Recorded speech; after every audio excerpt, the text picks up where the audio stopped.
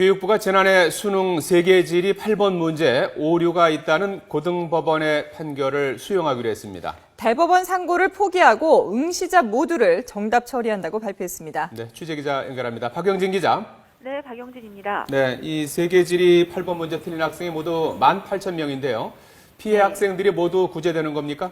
네, 그렇습니다. 교육당국은 수능 3개 질의 8번 문제에 오류가 있다는 고등법원의 2심 판결을 수용했습니다. 또 피해 학생들에 대한 구제 방안을 신속하게 추진하겠다고 밝혔는데요.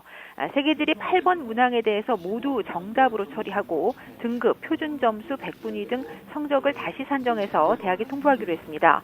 8번 문제를 틀린 18,000여 명의 학생 모두 현재 소송을 진행하고 있는지 여부와 상관없이 재산정된 성적으로 합격이 된다면 추가 합격 대상이 되는 겁니다. 단 기존에 정답 처리됐던 학생들에게는 불이익이 없도록 하겠다고 밝혔습니다.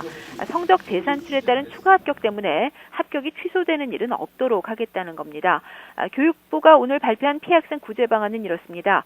수시의 경우 3개 질의 과목의 등급 상승으로 최저 학력 기준을 충족하는 학생은 구제 대상입니다. 또 정시는 3개 질의 등급이나 표준 점수 또는 백분위가 상승해서 합격 점수를 넘은 학생은 모두 추가 합격 대상입니다. 추가 합격된 학생들은 내년 3월 입학이 가능하도록 조치할 예정입니다. 또 이미 다른 대학에 다니고 있는 학생의 경우 편입학을 어떻게 허용할지 여부는 대학과 협의해서 결정하겠다고 밝혔습니다. 네, 그럼 재산정된 성적 언제쯤 확인할 수 있습니까? 네, 재채점과 결과 통보에 걸리는 시간을 고려할 때 학생들은 다음 달 중순쯤 변경된 성적을 확인할 수 있을 것으로 보입니다.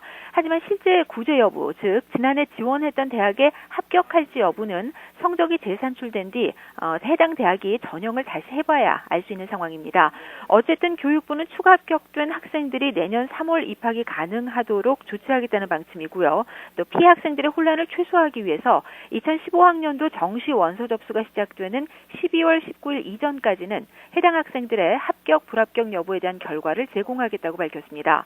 또 피해 학생들이 정원외로 추가 합격하기 위한 법적 근거를 마련하기 위해서 내년 2월까지 특별법 제정을 추진하기로 했습니다. 교육당국은 평가원과 대교협 그리고 대학 등의 전문가 협의기구와 또 TF를 운영해서 다음 달 중순까지 구체적인 전형 일정과 방법 등을 발표할 예정입니다. 지금까지 YTN 박영진입니다.